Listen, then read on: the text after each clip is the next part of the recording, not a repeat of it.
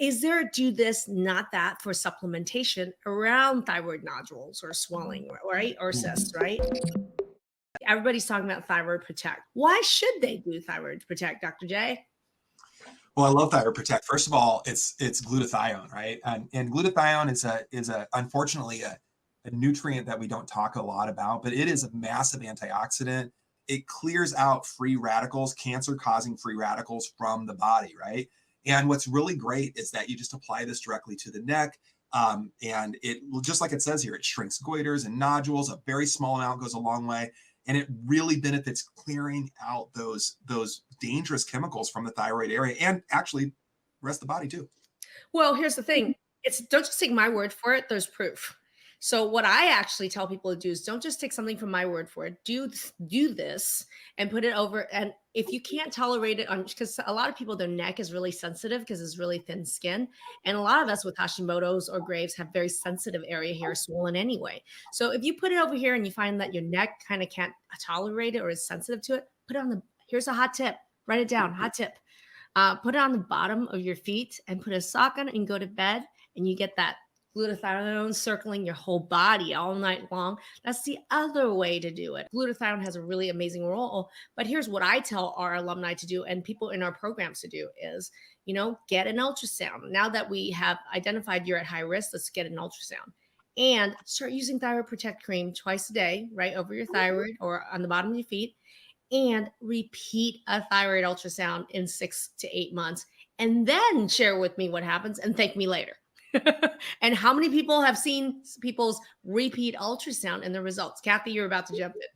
Oh, I'm just laughing to myself because I'm not sure if I should say this or not, but I'm going to. If that's not enough reason to use glutathione cream on your neck, it also helps with like that turkey neck that we get. Well, like if you're just really vain and you don't have a thyroid problem, I mean, it's kind of an off-label use, but just saying. 2-in-1 use there. And so talking about supplementation, Thyroid Protect Cream is absolutely something that I would recommend, and I would recommend it twice a day, regardless of whether it's low thyroid, high thyroid, or any of the symptoms that we talked about, really critical. But here's another thing. We're talking about do's and don'ts. What is a supplement that we're going to bring this up because this has come up. I'm going to ask you guys in chat to type in. What's a supplement you've been told that you must take for your thyroid? That's awesome that you're like getting conflicting information on. Type it in chat. I want to know what it is because we've had this repeated multiple times and people have brought up a lot of things. But if you heard a supplement supposedly good for the thyroid, but you're questioning it, are you seeing contradicting information? Put it in chat. Because I can tell you right now, the number one thing we get questioned on supplementation is... Dr. J, go for it. I know. You know what? This is how we are mind melding right now because I know the answer to this is iodine, right? Yeah, Marilyn hit it for sure. Yeah, it is iodine. There's a little bit of a story around it because traditionally in the past, every good naturopath went to school and said, and was taught for decades that everyone with low thyroid, no matter what, should be on high dose iodine, and that it is iodine deficiency that's actually the cause of these problems. So a lot of thyroid supplementation has a shit ton of iodine. By the way, fair warning, sorry, I'm a fan of the cursey words and you just got passed through one of them. But iodine has been in a ton of thyroid supplementation. And I'm going to ask, is it a do or is it a don't? Hi, I'm Maggie Yu, MD, and I'm a functional and holistic medicine physician and the creator of the Transform and Transform protocol.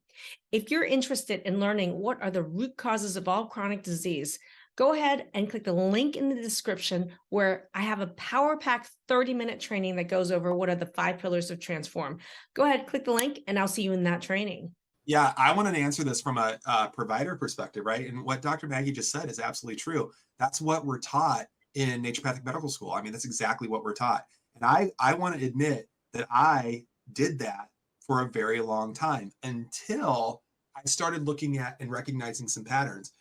I would say this, sometimes it was okay, right? I mean, and I don't know if it helped or not, but it certainly didn't cause problems.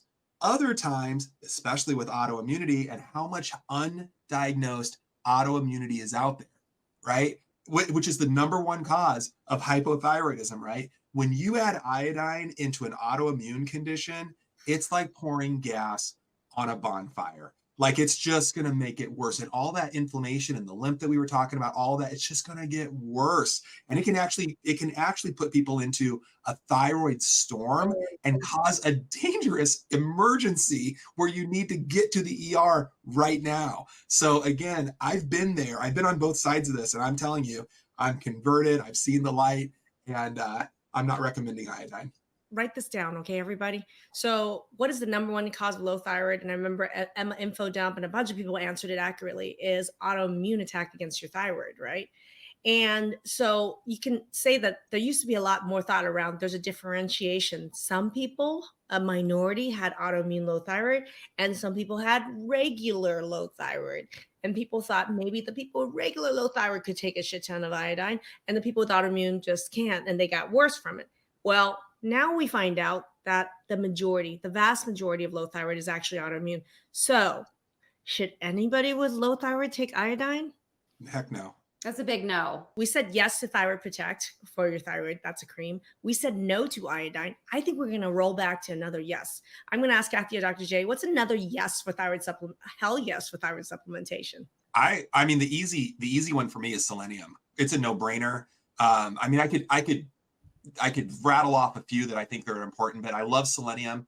It helps with thyroid function. It also protects the thyroid. I kind of think of this as the armor of the thyroid when it protects you from the autoimmune attack. It's been shown in so many studies to lower the autoimmune attack against the thyroid.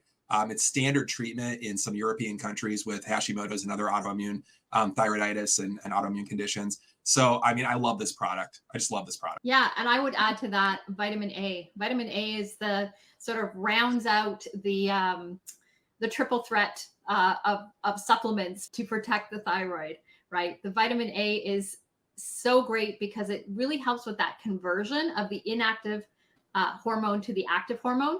And it improves the sensitivity to thyroid hormone receptor on the cells, on all the cells. And there's no hormones, right? It's just a beautiful adjunct to the selenium and the Thyroid Protect. Yeah, selenium is a hell yes. Vitamin A is a hell yes for every type of low or high thyroid. And iodine is a hell no. And Thyroid Protect is a hell yes. And people wanting to know how long should I be on that indefinitely? And what's the answer to that? Well, how long do you need to be protected from thyroid cancer? Tell us like it is. Don't hold back. Would you like a little thyroid cancer? Right. Right. And how long would you like protection? Hey, if you really enjoyed what you're watching and you want to learn more about this topic, make sure you check out, if you're on YouTube, some of the suggestions for what to watch next right here. And if you're watching on any other format, feel free to comment in the comment section. Our team and I will get those resources to you. And if you haven't clicked subscribe yet on YouTube, make sure to click subscribe and ring the bell so you get notified every time we are live. Thanks, everyone.